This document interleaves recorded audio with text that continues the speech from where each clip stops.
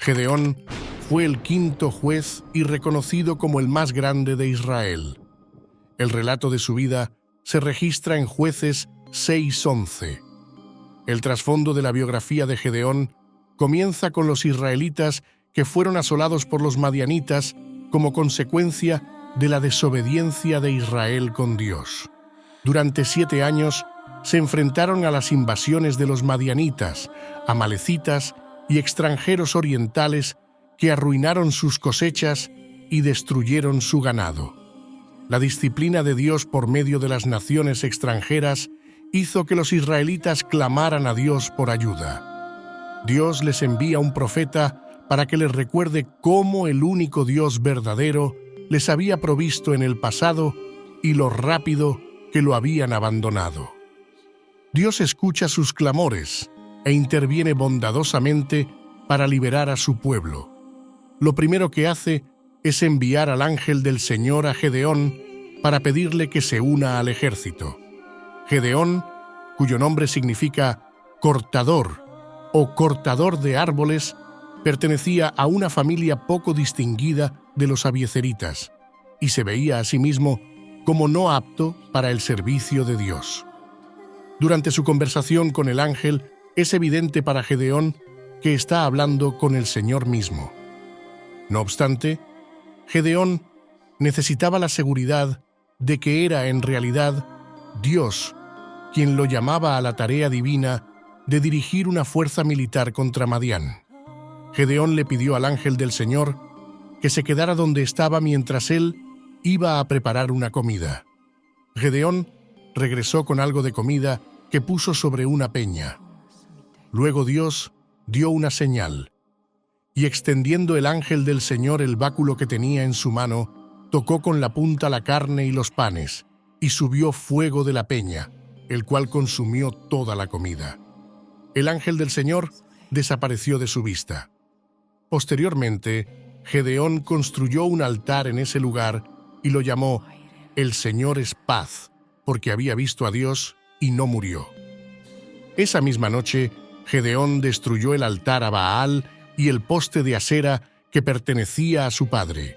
Por esta osada acción, Gedeón recibió el nombre de Jerobal, que significa que Baal contienda contra él. Después, una alianza de enemigos de Israel entró en la tierra, y el Espíritu del Señor vino sobre Gedeón, y cuando éste tocó el cuerno, los abiezeritas se reunieron con él. Hombres de las tribus de Manasés, Aser, Zabulón y Neftalí se unieron a Gedeón. Una vez reunidas las tropas, Gedeón se puso nervioso. Le pidió a Dios otra señal para confirmar su llamado. Puso un trozo de lana durante la noche y le pidió a Dios que lo mojara y mantuviera seca la tierra que lo rodeaba. Dios accedió amablemente a lo que Gedeón le pedía. Luego, Gedeón pidió otra señal. Esta vez, le pidió a Dios que mantuviera seco un vellón mientras mojaba la tierra que lo rodeaba.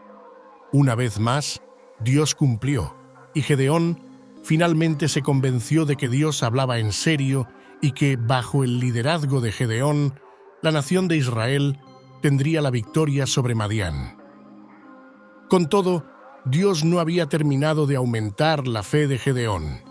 Antes de entrar en batalla, las tropas de Gedeón eran 32.000, pero en obediencia a Dios las reduce en 22.000. Dios redujo aún más su ejército, dejando a Gedeón con solo 300 hombres. Esto fue contra un enemigo que se describe como langostas en multitud, con camellos innumerables como la arena que está a la ribera del mar. El propósito de Dios era evitar que Israel se jactara de que su propia fuerza los había salvado. Esa noche, Dios envió a Gedeón en medio del campamento madianita. Allí, Gedeón escuchó a un par de madianitas asustados que hablaban de un sueño que suponían que presagiaba un desastre para ellos.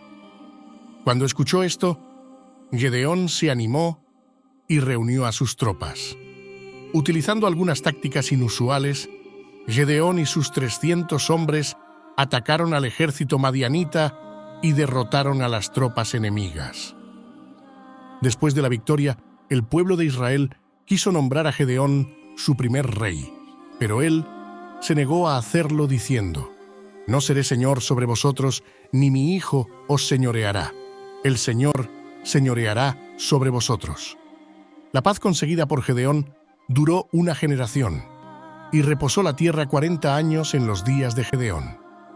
En un tono más triste, Gedeón pidió que las tropas contribuyeran con el oro del botín de la batalla para poder crear un efod, que instaló en su ciudad natal.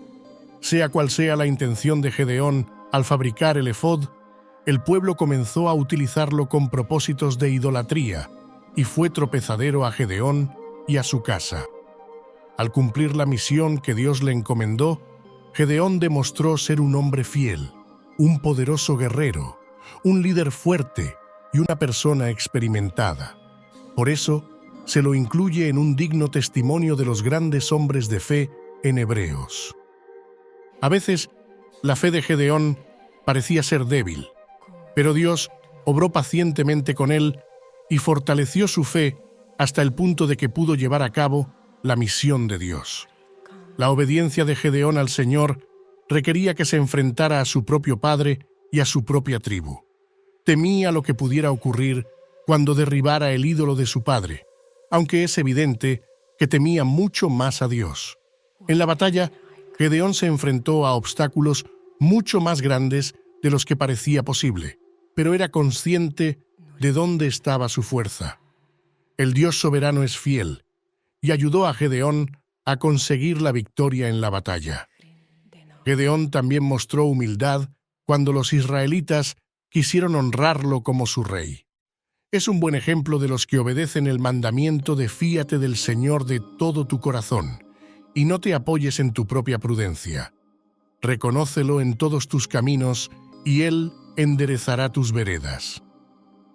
Dios usa a personas comunes y corrientes para llevar a cabo sus planes, y la clave del éxito de Gedeón fue su disposición para obedecer a Dios. Gedeón pasó de ser un hombre que se escondía, trillando trigo al pie de una colina fuera de la vista del enemigo, a derrotar al mismo enemigo en la batalla. Sin embargo, se aseguró de que era la voluntad de Dios la que estaba obedeciendo. Como escribió el apóstol Pablo: «No os conforméis a este siglo, sino transformaos por medio de la renovación de vuestro entendimiento, para que comprobéis cuál sea la buena voluntad de Dios, agradable y perfecta». Escucha la voz de Dios que te guía en tu vida. Día tras día podemos sentir que enfrentamos paredes y obstáculos insuperables, momentos en que vemos a nuestro enemigo, el pecado que está profundamente arraigado en nosotros, y somos tentados a sentir miedo que no tenemos ninguna oportunidad de ganar esta batalla. Pero Él sabe quiénes somos y nos ha escogido antes del principio de los tiempos para surgir como vencedores sobre nuestro pecado que mora en nosotros. Cuando dejamos que Dios tome la responsabilidad de dirigir nuestras decisiones, entonces somos vencedores.